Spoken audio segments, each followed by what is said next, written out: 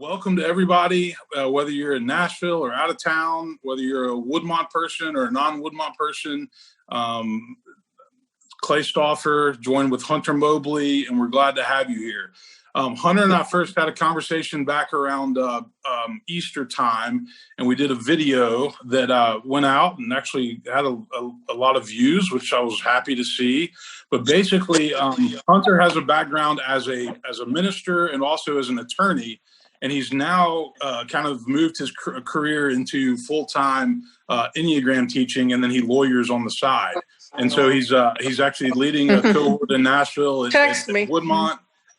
And so I'm glad to have him back. And so what we're going to do tonight.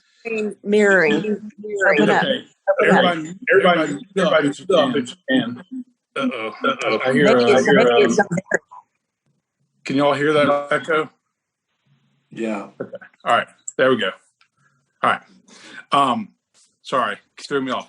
So what we're going to do is basically build off that. And we're going to begin tonight with the assumption that you already have a general idea of what your Enneagram number is, but Hunter is going to give a brief description of each number before we talk about what that personality type is dealing with 6 months into this pandemic. When this started, I think a lot of us thought this would be like a 1 to 2 month deal. And then by the summertime, we'd be able to get back to normal and life would be normal again. And that's clearly not the case. We're still dealing with it. And so everybody's handling this differently. And some people are handling it better than others. And tonight we're going to talk about the 9 different personality types, briefly identify what they are, and then we're going to identify what you can focus on and how you can grow during this time. So, Hunter, welcome back. Thank you. Thanks for being here again. Oh yeah, I love being with you, Clay, and with all the Woodmont folks. It's great to get to have this conversation, even if we're having it by Zoom. I'm glad we're having it, not having it. You know? And this just kind of all sets us up for hopefully the moments where we can, there's a fun participant. Hey there. Hopefully this just kind of sets us up for more conversations that we can all have and be a part of as we're together in person. So, what a time. And the beauty of the Enneagram, I hope, is I think that it's especially important in seasons and moments like this. Ultimately, if this is kind of a new tool to you, or if you kind of need a little bit of a refresher, the Enneagram's a personality system. And so we always kind of start out by just reminding ourselves and kind of clearing the air that, the Enneagram's not the Bible or Jesus or the church. We need all those things, really. But the Enneagram is a tool, and I believe that we need tools. We need ways to help us figure out how in the world do we get healthy? How do we live into relationships in healthy ways? How do we not kind of keep doing the same things over and over that just kind of get us into trouble personally and relationally? So the Enneagram is a personality system that helps us to discover that by giving us some language for our own personality. So hopefully a lot of you all have had some introduction to your Enneagram type, your number. It's 1 to 9. There's 9 different numbers, and it's not progressive. So if you're a 1, that doesn't mean you're the best. And if you're a 9, that doesn't mean you're the best. It's just all the numbers represent different styles of being and relating to one another. And so here we are in a time that is very disorienting, right? I mean, we're all kind of, in a way, hearing about how unprecedented these times are, right? And how strange the times are, but it's disorienting, it's jarring for all of us. We're all having to learn new ways of being. And when we find ourselves disjointed or disoriented in some way, that's a great opportunity for us to kind of misbehave in our personalities, because we don't have all of our regular and normal patterns and ways of coping. We've kind of had some of those removed. Some of us going to church every Sunday and seeing our Sunday school class and going to worship and walking up and taking the Eucharist, that kind of helps us behave a little bit, helps us be our best selves. We just don't have all those things. Well, and again, like I'll just say that, the first time we had this conversation, we thought, well, this is going to be a nice, 2-month stressful time, and then we're going to come out of it. But isn't this a good time to learn? Well, we're almost 6 months into it, 5.5, 6 months into it. And most people are basically saying, this is the new normal, at least for the future. And so it is what it is. And what I find fascinating is that all different people are handling this different. Some people, some of us have already had COVID. Some of us are afraid to come out of our house. Some of us are, think that it's made up. So people are all over the place when it comes to the pandemic. And here's what I'm going to do. I'm again ask everybody except for Hunter to mute up, just so we don't have any feedback. And then when we get to the Q&A part, we can. So everybody mute up if you're not. So Hunter, we're going to start with we're going to go through it with the triad. So we're going to go 8, 9, 1. If you mute up, how do you hear them? That means you can't talk. We can't hear you. 8, 9, 1. 2, 3, 4, 5, 6, 7, and it's not because I'm an 8. That's just what Hunter and I agreed upon. Right. So Hunter, I'm going to go ahead and say, let's start with the 8, often called the challenger. I know Hunter is a bigger fan of just calling it a number. And so give us just a brief description of the 8, and then let's talk about how the 8s are probably doing right now. Absolutely. So absolutely. So thanks, Clay. So we'll start with 8. So 8s are the number on the Enneagram that are the most intense and passionate, future-oriented, and have more energy than any other number on the Enneagram. And I'm going to tell you in these little brief descriptions, number by number, what the childhood kind of message is for each of these numbers. It's sometimes called a wounding message. And that can sound sort of negative, but the idea is that we all take on some kind of message, some sort of wound in childhood that just informs the way that we act and the decisions we make going forward. So for 8s, that childhood wounding message says this. It says, you better not trust people too quickly, because everybody in your life, even those who love you the most, are capable of betraying you. So 8s learn to be kind of tough and learn to not make themselves too vulnerable, learn to protect themselves, learn to keep good boundaries around themselves and other people. 8s are future-oriented, they're big picture thinkers, and they like to take action. They don't want to just feel about it and think about it, they want to do about it. And so what's funny, Clay, when we started COVID, this season, I found that a lot of 8s were almost not ignoring it, but just kind of assumed that we were going to move quickly past it, because 8s are future oriented. So they don't get lost in the moment. So, on this Wednesday, Wednesday the 19th or whatever. And in some ways, 8s are already thinking in their mind about what next Wednesday is going to be and what's happening next Wednesday, what they need to do to get there. And so I found that 8s sort of had a tendency at the beginning to kind of keep charging forward and moving ahead as if this was going to end soon and we were going to get back to some version of a normal.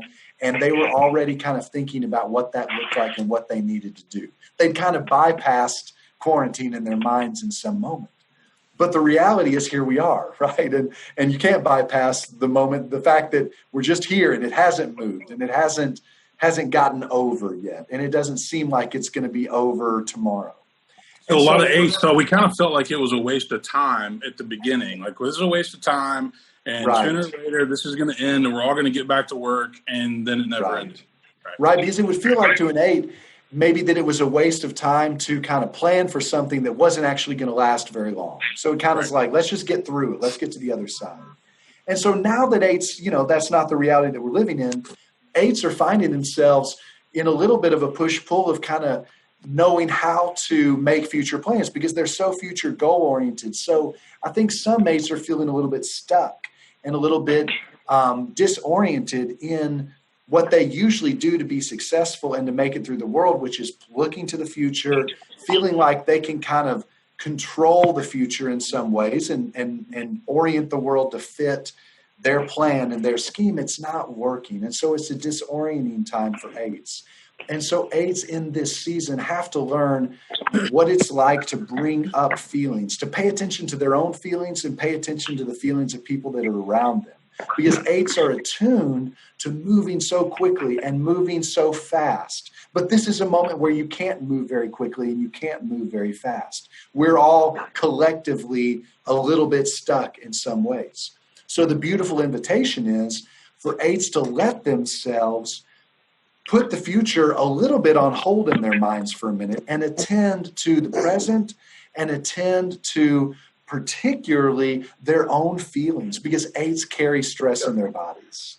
And they actually sometimes have stress-related illness just because it's all collected inside of their bodies. But it's a moment to pay attention to their heart so that that stress in the heart doesn't translate to stress in the body and kind of play out in ways that are unhelpful. So do you think that eights have now accepted the reality that this thing is not, that it's not going to come and go, and are having to live more into, okay, this is the way life is going to be. It can't be a waste of time. We have to find a way to function in the midst of it. Even if it's not, even if it's speaking as an eight, there's a part of me that wants to say, well, COVID's a great opportunity for everybody who's lazy, to just not work and say it's because of COVID, right? Or to not work hard enough, or to say, well, I can't do that. But I have to push back on that because a lot of people are very concerned. And Absolutely. It's not that they don't want to work hard. They just are trying to do it in the new context. Yeah. No, I do. I think eights have accepted the reality of the moment, but what it's caused in them is I think there's a grief inside of them. But because eights aren't accustomed to a feeling-oriented grief, the grief sometimes gets retranslated into extra anger.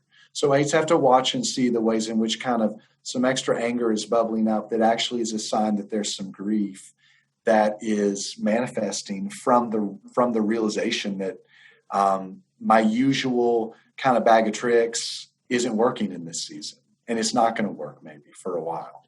So how can eights, before we move to nines, how can eights really dig in and try to grow spiritually right now?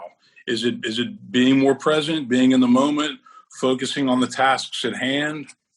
It is. It's being present. It's being present in a feeling-oriented way with themselves and with others. It's not just being present, but it's being present in a way that taps into personal feeling, checking in with yourself about your feelings, what you're feeling, allowing yourself to experience some of the grief of the moment, some of the grief of the loss. And it's also about checking in the present with the people that you love and live with and how they're feeling and through this. Because they're used to you having a plan and kind of moving forward. And it's actually spiritual growth for you to stop, but not just to stop in a withdrawing kind of mindfulness way, but for you to stop in a way that holds space for feeling, especially your own and the people around you. All right, let's talk about nines. Nines are called the peacemaker by some people.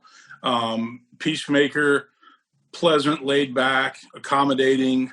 They are motivated by a need to keep the peace, merge with others, and avoid conflict. And just so you guys know, I'm actually reading from Ian Cron and Suzanne Stabile's book, The Road Back to You. There's lots of great books, and Hunter can talk about those, but that's where I'm kind of getting these descriptions. But so tell us about nines, Hunter, and how they're doing.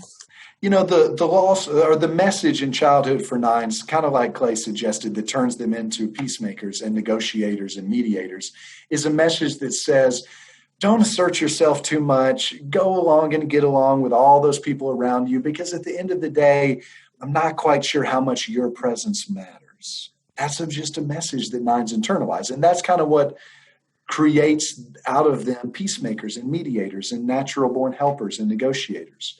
And the interesting thing for nines is when we started all this, nines kind of took a collective breath, because the beginning of all this was actually a moment for the world to just stop and slow down for a minute and get down to kind of the comfortable, familiar pace for nines. Because nines like things to be a little bit just, let's ramp it down a little bit. We don't have to all be so busy doing all the time. Nines enjoy some retreat, enjoy some personal space, enjoy some kind of withdrawal. So I found that for a lot of nines at the beginning, there was a a collective sigh or a collective breath, of thinking, yeah, we needed to find some healthier rhythms. We needed to slow down. We needed permission to stop for a minute. And actually, what's disorienting to some nines right now is the world has started again. Have y'all noticed that? I mean, not everything, we're not all together in a room, but it's like, if you're working or, if you're going to school, it's like, here we are, get ready. You better hop back on, and that's how it feels for a lot of us. And that's how it feels for a lot of nines. And so there's a little bit of push-pull as nines try to get themselves started back again. So nines may be having a hard time with everything getting geared back up because they were just getting used to the peaceful, slower pace. Absolutely. And now it's like, here we go. And also there's an election and school's back and jobs are back and everything's picking back up. Right. Because nines operate kind of on a little bit of an inertia principle, that when they're in motion, they stay in motion. But when they're at rest, they stay at rest. And so if nines were able at the beginning of quarantine to just pare down a little bit and come more into a season and a place of rest, it's jarring for nines to kind of get back going again. And the spiritual invitation for nines, as we all do kind of in some ways get back going again, the spiritual invitation is to not return to kind of the busy doing that nines are usually engaged with, but to return to the right doing, the doing that is doing on your own behalf, because nines are doing for other people things that they would never do for themselves. It feels selfish to nines to take a whole day for yourself. It feels selfish to pursue that one dream or goal or job change or life change that you've wanted to do. It feels like it's going to cause conflict. It feels like it's going to steal your peace. It feels like it's going to upset the apple cart. But the reality for nines is you've spent your whole life doing things for other people that you haven't and wouldn't do for yourself. And as you get back doing again, don't go back to doing distracted doing. Because nines can do distracted doing. The doing that actually keeps you from doing the right. So there's a little somewhat similar to the twos that we'll get to, but nines, this has been a good time and still a good time for nines to do self-care, to pay attention to the things that they need to do in their own lives, in their own homes, with their own families. Absolutely. And to pay attention to, there's some moments for nines where, again, in that inertia principle, if they turned way off during all this, it's hard to get back going again. So there's some areas where it's like the invitation is, it's time, nines, to start some things again, or to get back into some healthy rhythms that, is actually good and right and healthy doing. So nines have to kind of check themselves when they withdraw or stop or turn down a little bit to make sure that it's not a withdrawal or stopping that lasts too long and actually keeps you from the things that you need to do or the people that you need to attend to. Can you say a quick word about how nines do during a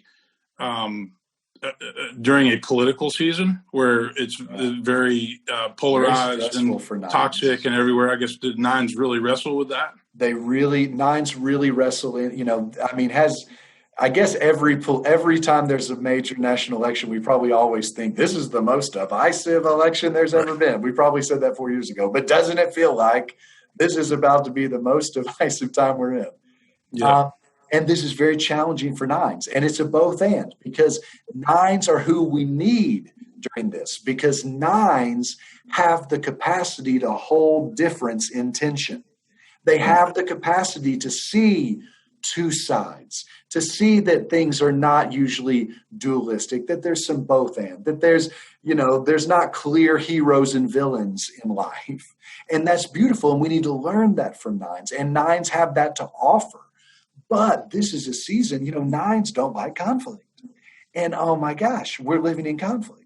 And so nines, this is kind of a disorienting season to nines as we go into so much national, collective, community division and conflict. And so nines are going to have to figure out how to kind of be healthy during this and how to stand up for their own perspectives and beliefs and not just merge with the perspective of the person that they're with at the time, because it's just easier to kind of go with that than to really kind of speak their truth or just sort of live into what they really believe is the right thing for them or for their community.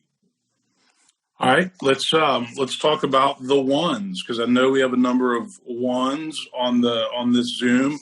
Ones are often referred to as the perfectionists. Yeah. If you're one, put your hand up. The perfectionist, ethical, dedicated, and reliable. They're motivated by a desire to live the right way, improve the world, and avoid fault and blame.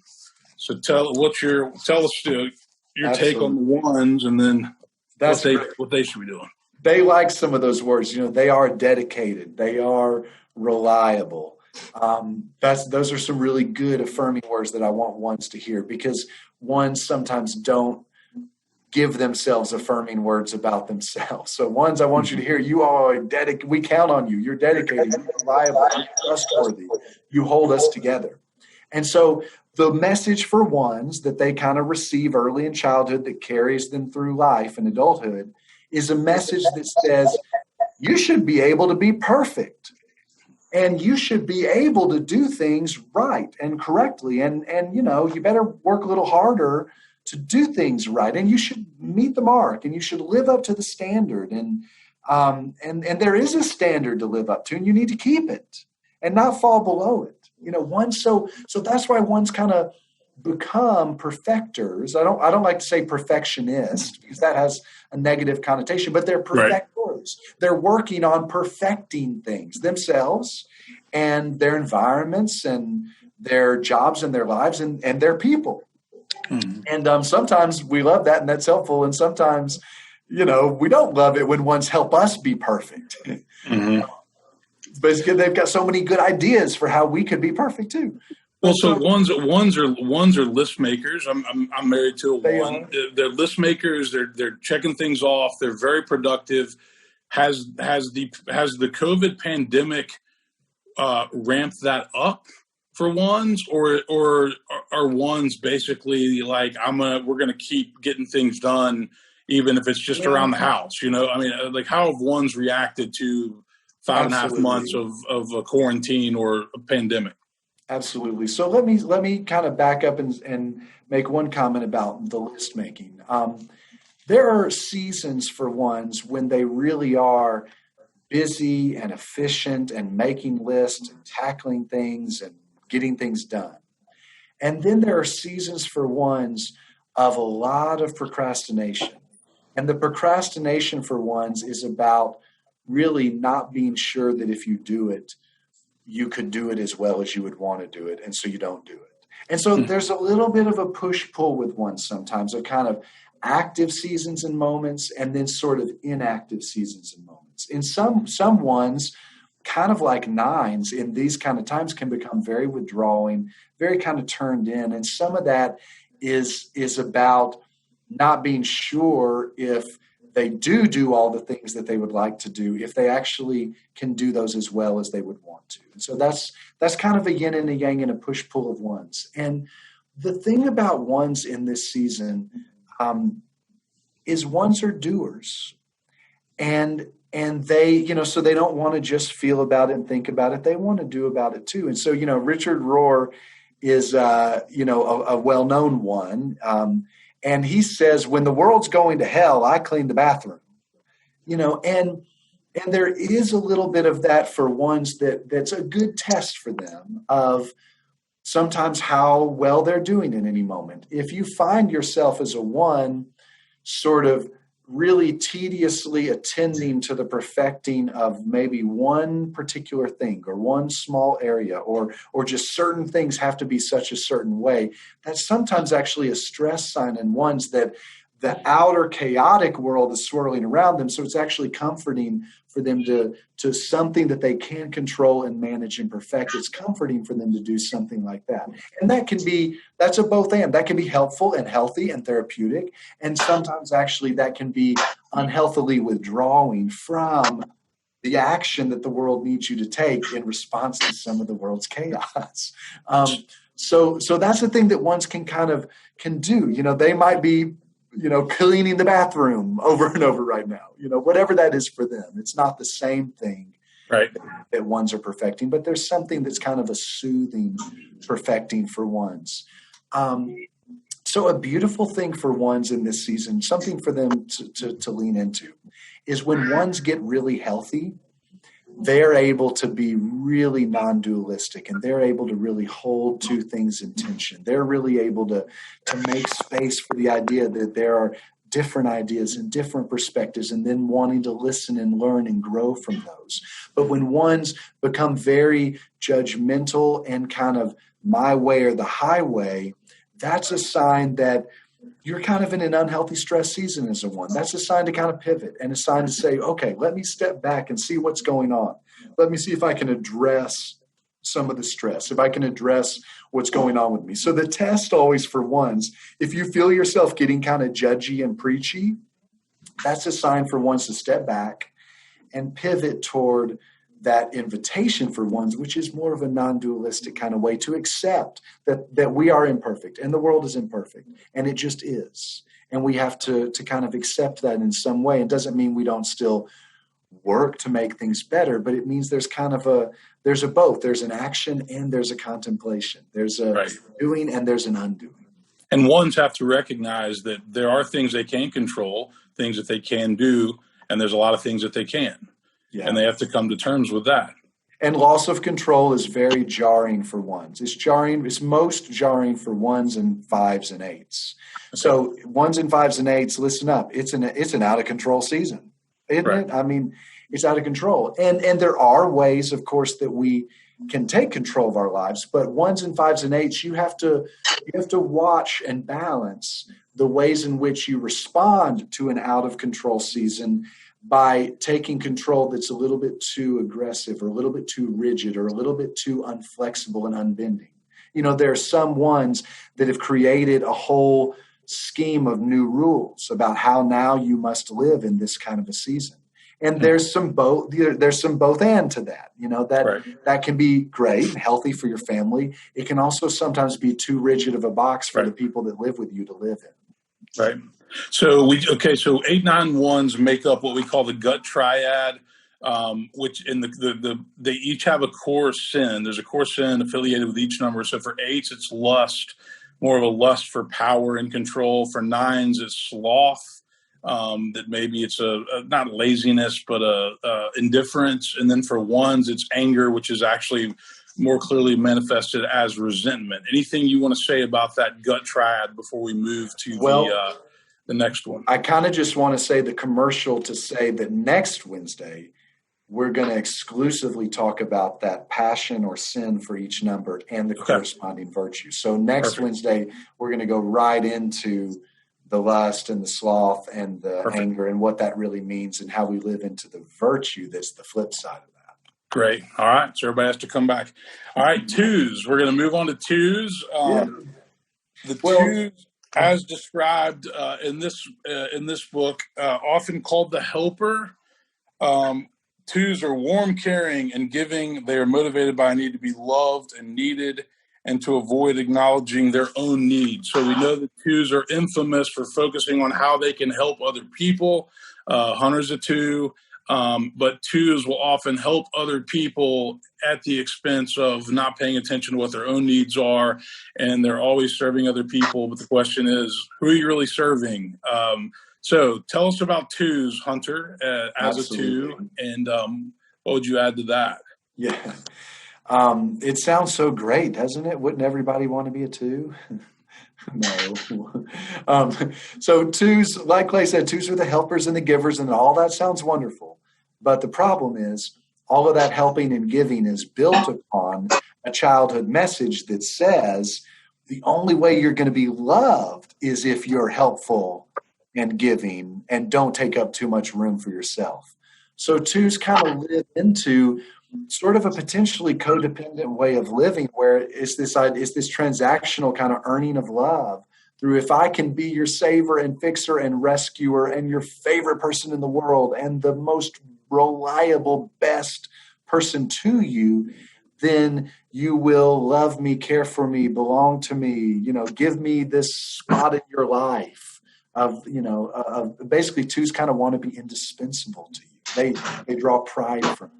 So there's a give and a take of being helpers and being givers. And there's some complexities for the season. I mean, for one, we just have to say relationships are everything for twos. Relationships are everything. And this season for some twos has been very relationally challenging because there's a lot of twos that didn't go see their family this summer or don't get to see their grandchildren every week like they like to, or, whatever it is. So this has been this has felt like a fracturing season to a lot of twos. It feels like relationships are distant, or we're not able to tap into and enjoy relationships like we want to, and that's a grief. And twos just have to hold space for some of that. It's jarring.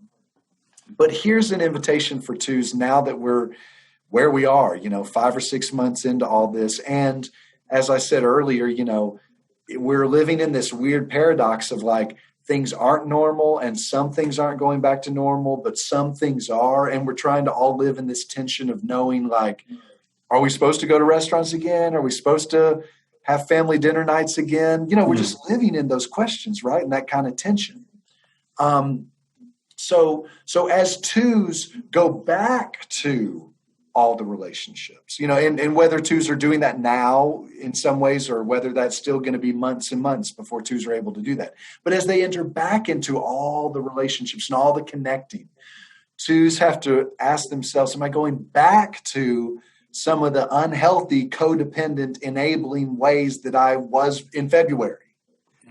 This is a moment, twos, for you to kind of pay attention to. Maybe you haven't been so codependent or enabling, or maybe you haven't been so dependent on relationships to find your joy. Maybe you've had to draw from your own inner well. Maybe you've had to spend more time alone. Maybe you've had to spend more time in silence. Maybe you've had to grieve the disconnection of relationships. So the invitation to is let's take that work and build on it, and not go back to just now.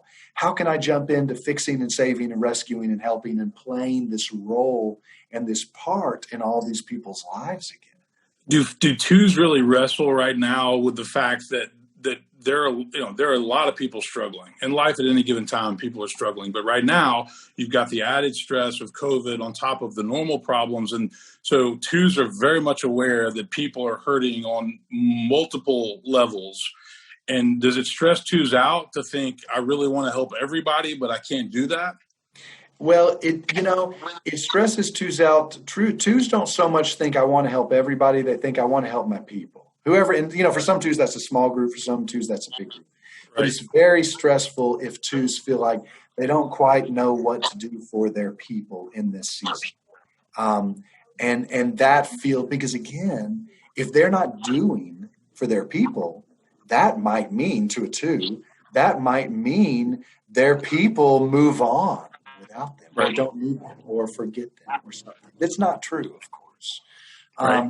But that's a tension and a stress that twos live with, especially during the season. And twos really live with the tension of not knowing what to do, because some people are hugging again, and some people are not. Right. And some people are shaking hands again, and some people are not.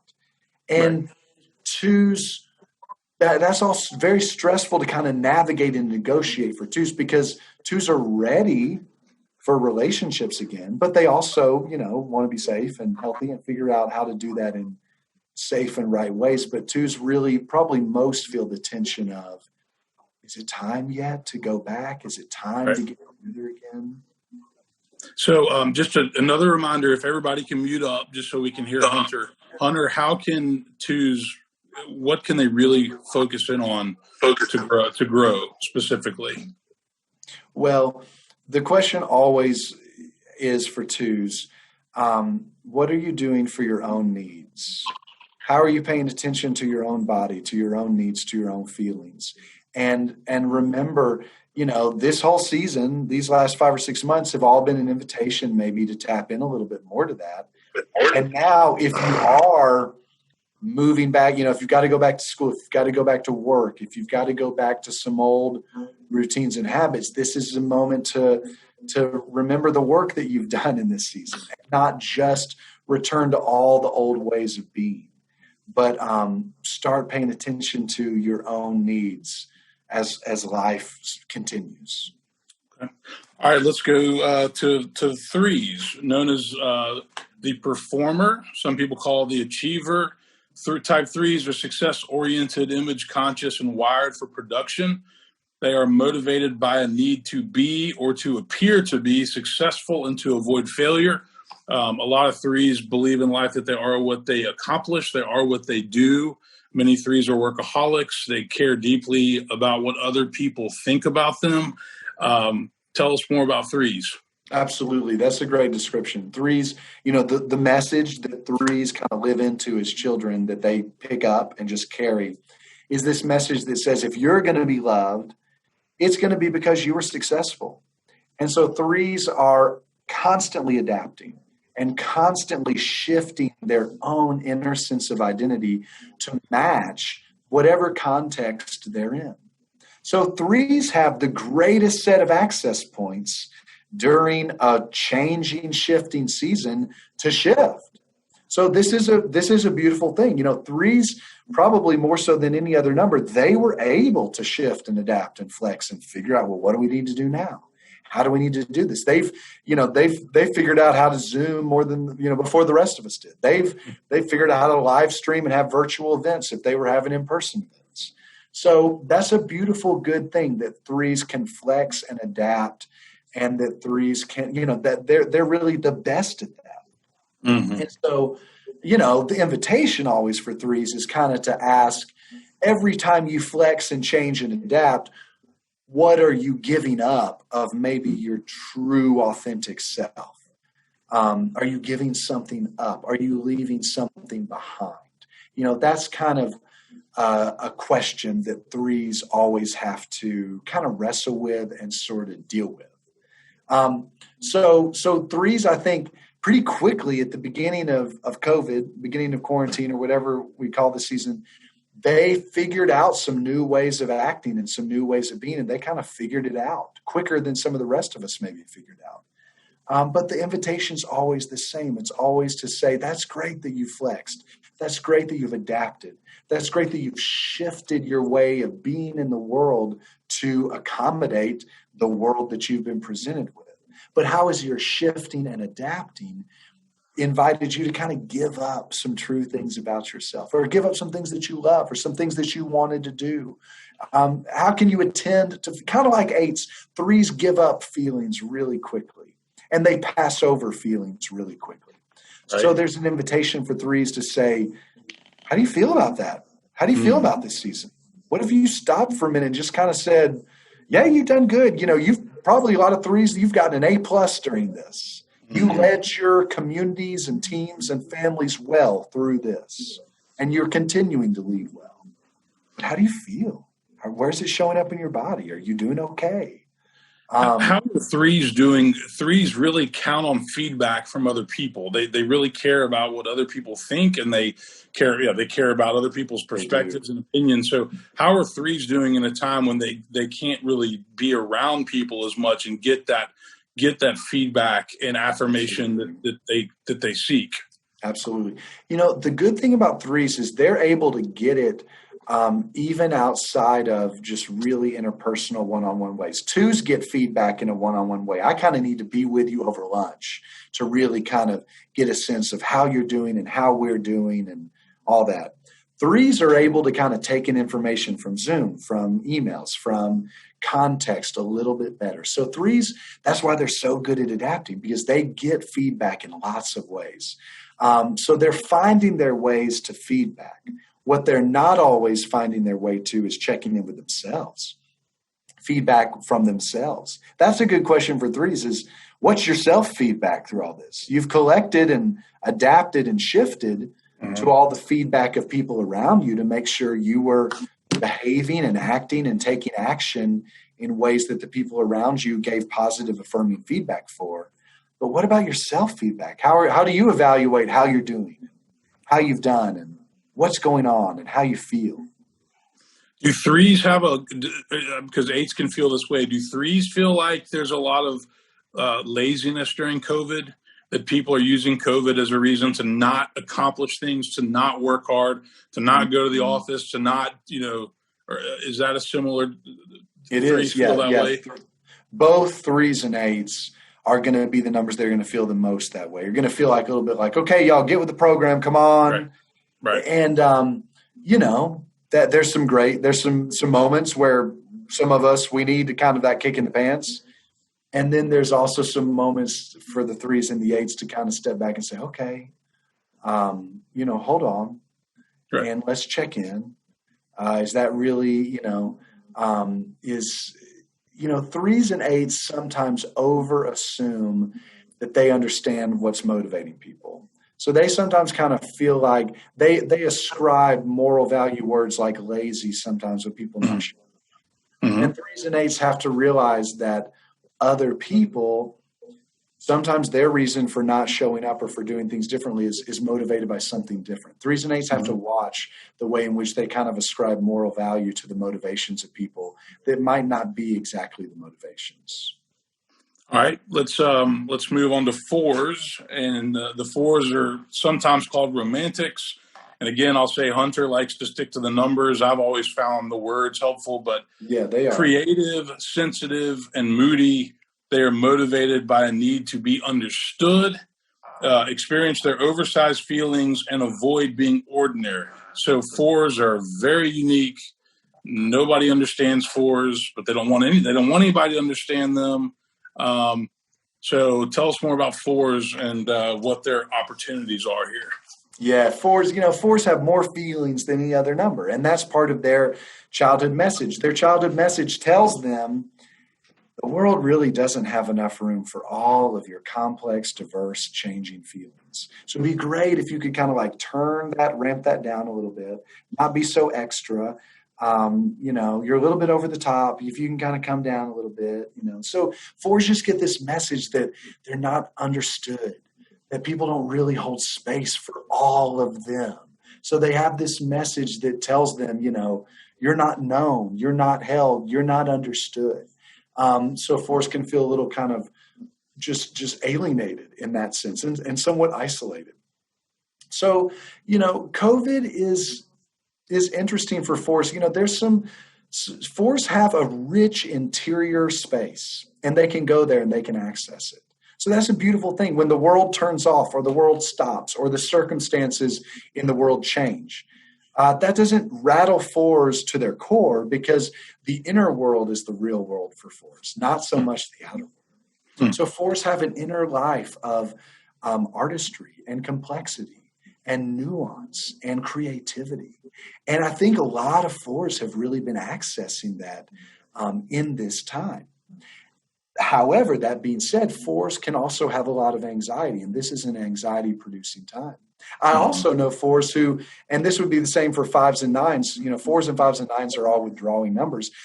For some 4s, it's like too many people have been in the house. You know, it's like my family's there every day. You know, they're supposed to go to work. Right.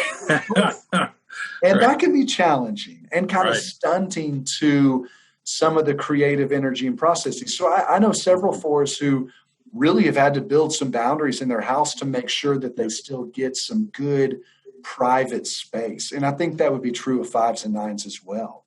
Well, I see a few marriage counselors on the Zoom, and this you know, Jim Schleicher and I did a conversation about this a while back.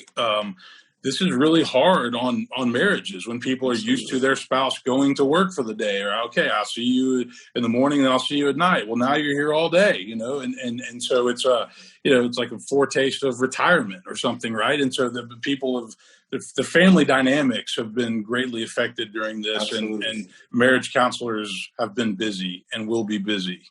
Absolutely. It's because everybody's, you know, I think we all have to remember, from a really big picture way, change is loss. Change is loss, always loss. Even good change, happy change, the birth of a child, a new marriage, a new house, a new job, a new city, even the change we look forward to, it's still loss of something. And when loss is not grieved, loss accumulates. And ungrieved loss accumulates us and does things in us that's not healthy. And so we all just have to give ourselves space to grieve I mean, honestly, what's interesting? I'm going around now. People are starting to ask me to teach Enneagram and grieving again. People don't always ask for that. It's funny. There's kind of seasons people will bring that up. Well, and I read at the very beginning of this back in April, one of our elders, I think it was maybe Karen Conrad, if you're on this call, she sent me a Harvard Business Review article that said that feeling that you can't quite put your finger on, it's grief. Yeah. And if you think about everything that's been lost during this time, birthdays, anniversaries, graduations, go down the list. I mean, that is a lot of life that has been missed out on. And, again, for a short period of time, it was like we can adapt and we'll be okay. But, when it goes on for a really long time, a lot of people don't recognize that they are grieving, that they are hurting what was a normal life, and they have missed out on so many things that they never maybe thought that they even appreciated before, but they missed them. All right, let's move to fives, and we are moving through these fast. In the future you can sign up for one of Hunter's cohorts and you can dive really, really deep. But this is broad brush. Fives are often called the investigator. They're analytical, detached, and private. They are motivated by a need to gain knowledge, conserve energy, and avoid relying on others. So we kind of joked back in the spring, and we were like, when quarantine set in, fives were like, I got this. Absolutely. Can't go out of the house for a month. I'm all over it. Great. Tell us about fives and tell us how fives are doing 5 or 6 months into this. Absolutely. That's great. So the core childhood message that fives carry is a message that says, don't be too comfortable in the world. Don't get too comfortable, because resources are scarce and you need to learn to kind of protect and preserve and ration what you have. And so fives spend their lives preserving and protecting resources. And so they are inquisitive. They gain information and knowledge because that's a resource that kind of helps protect their independence, their autonomy. They're never found lacking, if they've got enough and all that. So fives, though, are the most, and this can sound negative, but just stick with me. Fives are the most relationally detached number on the Enneagram. And I know that sounds like a moral statement or something, but it's not. That's just a true reality, and that's okay. And fives, learn in relationships that they're in to manage that. And it doesn't mean they're not loving. It just means they have fewer needs of relational oriented and particularly kind of verbal oriented intimacy. And they're also the most comfortable to be on their own. So this is like great for fives, in some ways. And especially when it started out, it was great for fives when everybody was like, don't come to the committee meeting. Don't come to church on Wednesday nights. It's like, great. I've been looking for permission. I got this. I've been praying for this. I've been praying for this. The prayers have been answered. And so fives are still doing okay with that. I mean, fives are really comfortable in their private inner world. But here's a couple things for fives to watch out for. Fives are always taking in information and always wanting more research and everything. But the question is always, okay, when is enough and when is it time to take action? And because people haven't made us all move into action in this season, and to some degree, we still don't always have to move into action right now. We're still kind of sheltering in place to some degree and staying home when we can and being careful and safe. The question is for fives, it's like, at what point are you going to move into action? At what point are you going to take all the information and knowledge and research and wisdom that you have and translate it into what you can do? How you're going to put it into circulation? And so this is a season where fives can get really complacent in kind of an inactive moment and season. And the question is, what healthy action can you take right now, though, that is actually going to be good for you? Because the more action you take, fives, the more you rewrite the scarcity mindset, the mindset that says, maybe there's not more where that came from, so I better ration what I have. No, the more action you take helps you rewrite that to see, hey, I did that. I took action. I gave myself away. I gave that up. I gave affection and energy and autonomy away, but I still had some left afterwards. So that tells me that I can keep giving some of myself away. So there's an invitation to some healthy action during this for fives. and to not just kind of, turn off. And there's also, something positive for fives. If you live in a house with somebody, you're over them by now. I mean, you're ready for them to move out. And so there's just some attending to that, just some kind of being able to be honest about that, being able to know that that's hard. Fives, it's brave for you, the way in which if you do live in the context, close context with other human beings, it's very brave of you that you've had to really do that in probably a new way in this season. And so it's okay for you also to take some time away and to have some self-care. I talked to a 5 yesterday who, has rented a cabin for a week in September to just, go away by herself because she needed to get away from her husband and kids. And that don't feel ashamed. Fives, that can be healthy sometimes. That's good. You're allowed to do that. So where fives can really grow, you would say the main opportunity is in continuing to give away energy and realize that you're not going to run out, continue to interact with people and realize it's not going to exhaust you. It is, because the more you stay in a retreat rut, fives, the more you're reinforcing the narrative that says, you better preserve what you have, because if you give it up, you might not get it back. And you got to always practice opening up, giving it away, giving your energy away, and trusting that the universe has abundance in it. And there's more where that came from. All right. Sixes, we got 2 more before we'll get to a little question time. Sixes, often called loyalists. They are committed, practical, and witty. They are worst-case scenario thinkers who are motivated by fear and the need for security. Sixes worry a lot. Sixes are, to a degree, catastrophic thinkers. Sixes have probably already thought about, like, one day there could be a pandemic and what will we do? And then, boom, a pandemic happens. Like, see, I told you it was going to happen. So to a degree, this could be like an affirmation for sixes. Like, see, I told you we should worry about that. And then if I do this, then this might happen. If we have a family thing over here, then this might happen. Tell us more about sixes. Absolutely. And how they're doing. So here's the interesting news about sixes. Well, first of all, Clay gave you, that's a perfect description of sixes. And the only thing I would add is just to say that message that sixes build upon in childhood is 2-part. Part 1 is the world is full of danger. Sixes just get that. They just intuit that in childhood. Part 2 is, and you probably shouldn't trust yourself to make it safely through this dangerous world. You probably ought to find some people or some institutions or some systems of belief that are really strong to help you make it safely through the dangers of the world. So here's the interesting thing. Sixes are doing great with COVID. They're not doing great with the election and with other problems happening nationally and internationally. And here's what I mean by that. Sixes, they, the idea that there could have been some global virus or disease that kind of changes life or slows life down. It's not that sixes are fortune tellers and they saw this coming, but that idea wasn't like totally foreign to them. Or the idea that, there could be sickness in the community and we'd have to kind of adjust and adapt, and what would we do and how would we stay safe and how would I keep my family safe? So, when it really hits the fan, sixes are kind of ready.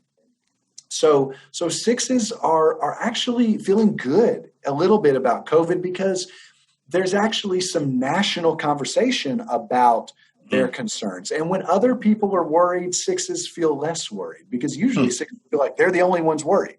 So lots of people have been worried about COVID. Lots of people are thinking about it. Lots of people are making plans and helping us know what it would mean to be safe and what to do. And so sixes actually feel a little comforted by the group collective anxiety. And so they don't have to be so personally anxious. So they're doing okay. But the thing that sixes can't get ready for is the division that the election is causing. They're not ready for wildfires, and there's wildfires again in California and other places, right? They're not ready for the divisiveness and the disunity and the ways in which communities are going to be torn apart from this election cycle. They're not, they're anxious about riots and protests and different just national strife and division that we're experiencing. Those things are things that are really triggering Six's anxiety in this season.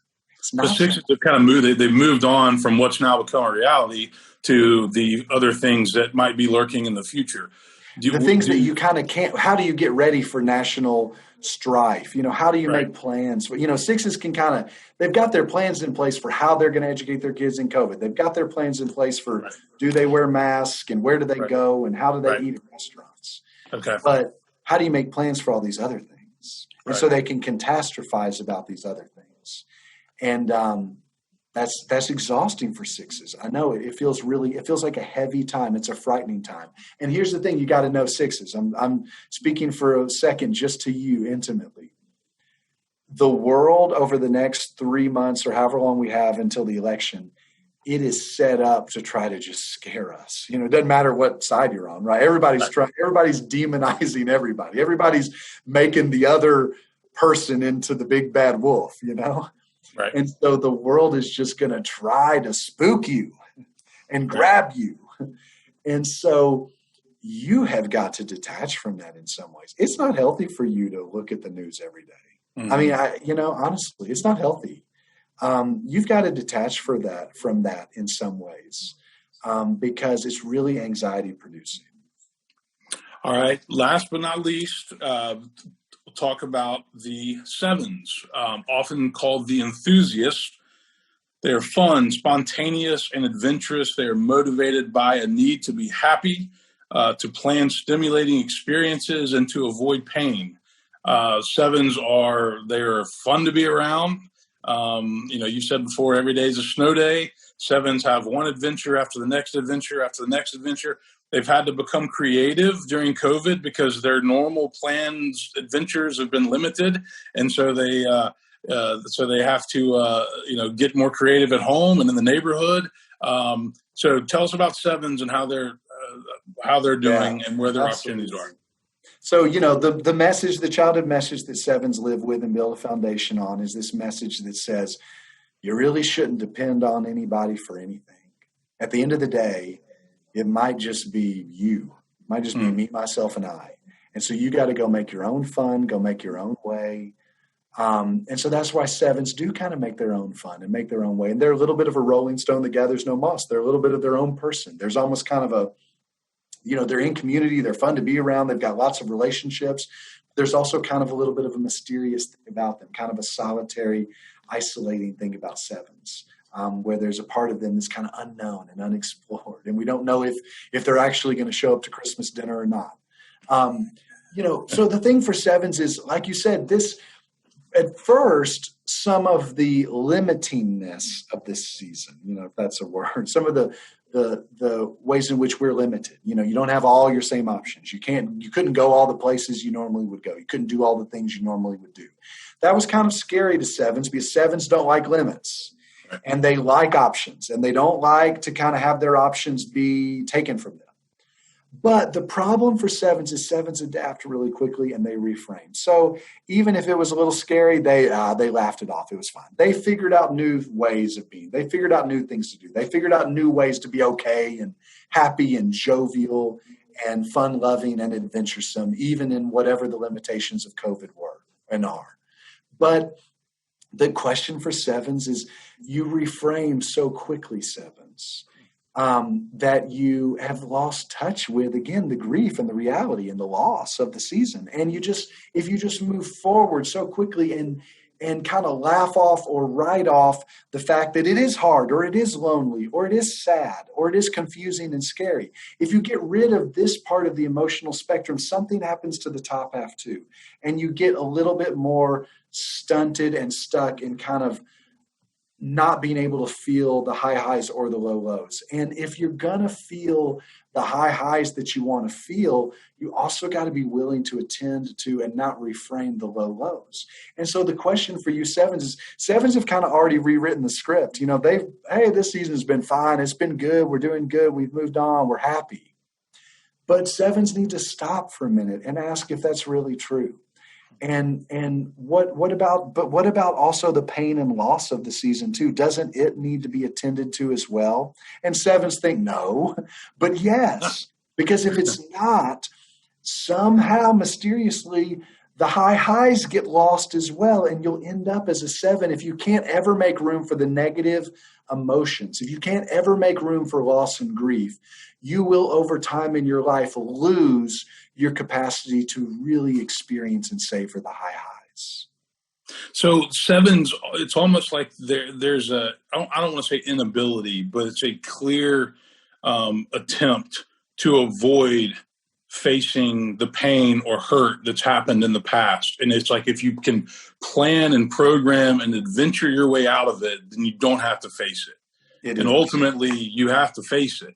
Maybe you're not going to face it for that long, but you have to face it. And you have to think about whatever it is that's happened in your life that has made you sad or that's hurt you. You can't run from it forever. Absolutely. Absolutely. It's kind of like what we said about grief earlier. Where sevens get really stuck in life sometimes is when the one thing happens that can't be avoided. When it happens, and all of a sudden sevens are confronted with deep grief and loss, all the ungrieved stuff comes back. Right. But if you learn to kind of, in some safe ways, attend to the everyday losses and griefs that happen along the way, you don't have as much. You don't have this big bag of accumulated grief come up one day when the really hard stuff happens. You can just deal with it and not deal with all this. Hunter, before we open it up for Q&A, is there anything else that you want to say in light of the 9 types and almost 6 months into the COVID season? What's interesting about the Enneagram is there's a number you go to when you're stressed, which I would assume everybody on this call has been there or is there. And there's a number you go when you're healthy. What anything else you would add before we kind of open it up for Q&A? No, this is great. I just give a preview to say, I hope you all will join us next week, because we're going to really talk about the passions and virtues. And that's where I think the passion is where we get stuck, and the virtue is where we find freedom. And so I'm excited for us to talk through those for each number, because especially in COVID, we're all getting stuck in some ways, and we're all learning and yearning for freedom. And so I think just through understanding the passion and the virtue that go with your number, we'll all find our way to some healthier ways of living. Perfect. All right. So we're not going to, next week we'll start at the same time. I'd like to take some time now. And if I know some people may have to go, which is fine, but if you have a question that you want to pose to Hunter, raise your hand either on the screen or in real time, and we will unmute you, or you can unmute yourself actually. So anybody have a question? Okay, I see Patty. Patty, can you unmute, or do I have to do it? Maybe that's me. Okay, there you are. Hi. Hi, Patty. All right, Patty, go for it. I'm just curious, looking at different countries' responses to COVID, just in general, kind of the different, just sort of cultural responses and all the restrictions and all. Percentage-wise, the population, what are, in America, what are the most common numbers? And does that differ across the world with different cultures and countries? Right. That's such a good question, Patty. Yes, let's talk about that for a second. So here's the thing. The thought is that in one sense, prevalence of numbers isn't necessarily associated. Maybe there's not more 5s in Japan than there are 5s in America, but culture absolutely plays a part, because depending on culture, certain numbers are privileged over certain numbers. So I've got a good friend, Christine Min, in Los Angeles, who's Korean American, and she said, I don't know a Korean American man who's not an 8. Well, they're not all 8s, but you see in that culture for men, there's some privileging of 8ness, some ways in which you've got to kind of live into 8ness, whether that's really who you are or not. So I think we've seen, so cultures take on dominant Enneagram types. And there is some way in which sometimes Enneagram numbers cluster around culture too. When, so like Nashville, honestly, I think there's more fours living in Nashville than there are some other cities, because Nashville's a creative city and creative people, are kind of clustered with each other. So that does happen. But America is thought of as being a three country, an achievement oriented, efficiency oriented, goal oriented, take the bull by the horns, kind of culture. You can see that. But then you see there's other cultures that are more collective based, less personal achievement based and more community collective based. And you've seen that show up in how they've handled this. And you could even see that regionally in our country. I mean, Texas, you're not going to tell them to wear a mask if they don't want to wear a mask. It's Texas, But then you see other areas of the country where there's just a little bit less of kind of an individual spirit and more of a kind of community-based, spirit, or kind of mediating oriented spirit or something, so you do see it showing up, and you see it showing up in the way we respond. Well, when you say, Hunter, just in general, Americans, a lot of Americans don't do well being told what to do. Absolutely. So that has been a big problem. Absolutely. Unprecedented. And so whether it's the local government, the state government, or the national government saying, do this, don't go outside, wear a mask, cancel whatever. Mm-hmm. A lot of Americans don't do well with that. Mm-hmm. That's just kind of not built into the American fabric and DNA as much as it is, some other countries. And so you do see those differences show up for sure. Right. And everything's both and, right? I mean, there's a beautiful part in some moments to that spirit of, charge forward and create your own destiny. And then there's a really big shadow side to that too sometimes. All right. I see, I don't know if that's a hand or a thumb, Jim and Beth Easter. It's both. Okay. Go for it. Aren't disciples characteristically diverse and kind of strong-willed and independent spirits by nature, just because of their background and their interest in the Christian church? I would say yes. The Christian church tradition is one that encourages you to think about why you believe what you believe. We're going to be, it's going to be academically rigorous. We try to balance head and heart. And then what I've found, at least at Woodmont, is that we have lots of each number present in the congregation. And so you find all of these numbers present in the congregation. Yeah, I just from an outsider's perspective, just to kind of toot y'all's horn, I think what I find in disciples that I think is very encouraging is there's almost kind of that nine spirit of holding things in tension. I mean, it's a diverse denomination. It's a diverse collection of churches and beliefs, but there's kind of some sense of that's okay. We can handle it, and y'all can do it this way, and we'll do it this way. And there's some beautiful things that I think other denominations that have more of a, if you don't, toe the line on this, get the heck out of Dodge. I think some can learn. It's our greatest strength, and it's our biggest challenge. Yeah, absolutely. Is one way to put it. Absolutely. All right, another question. And again, if you have one, go ahead and unmute in case I can't see you because I'm scrolling the screens. Anybody have a question? Make sure I'm not missing anybody.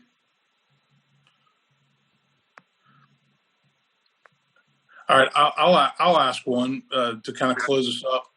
Hunter, would you say that as this pandemic presses forward, that it will be easier for people to not always be in their place of stress, the longer this goes, or would you say that's not necessarily true?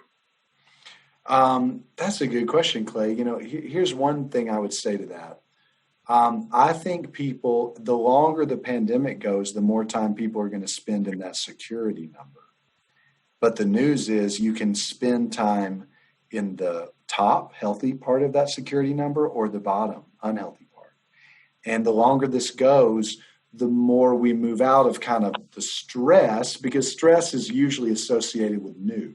Even though there's still collective stress and questions, it's not new anymore So it's not carrying the same degree of stress that it was when it was unknown and new and we didn't have any language. But now that it's not, we're actually spending more time moving toward the security number.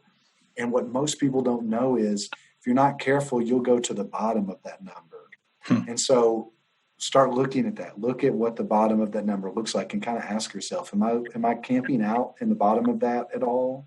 Mm-hmm. Okay.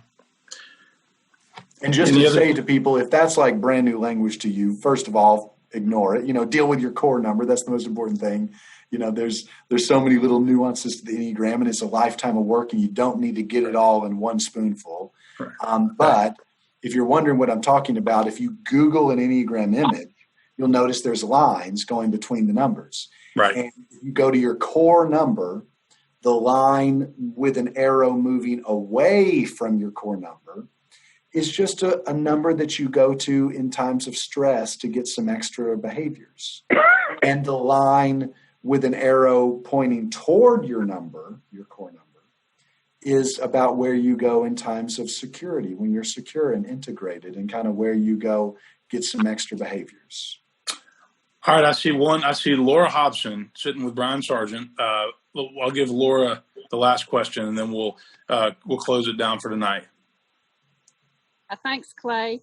So, Hunter, where does being extroverted and introverted fit into all this? Because it seems like that is such a key part of how we deal with this kind of situation. It is. Here's the language. So the Enneagram, kind of says you can be extroverted or introverted in any number. So Myers-Briggs is more of the extroversion, introversion kind of personality tool. But here's how the Enneagram frames it. The Enneagram says that based on your number, you're either oriented to move toward other people, to move away from other people, or to move kind of against or independent from other people. And 3s and 7s and 8s are numbers that kind of move against. They kind of push a little bit. They move against. They're independent actors. 1s and 2s and 6s move toward other people. And 4s and 5s and 9s have an orientation to kind of move back and move away from other people. So that's kind of, in a way, the Enneagram's language for, it's not the same as introversion or extroversion, but it's the Enneagram's language of, based on what our number is, we have an orientation to move toward, move away from, or kind of move against.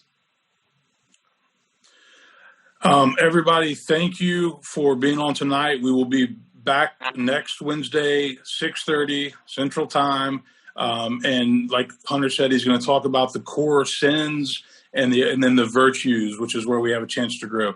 Hunter, can I put you on the spot for a short closing prayer? Yeah, I'd love to. Okay, thank you.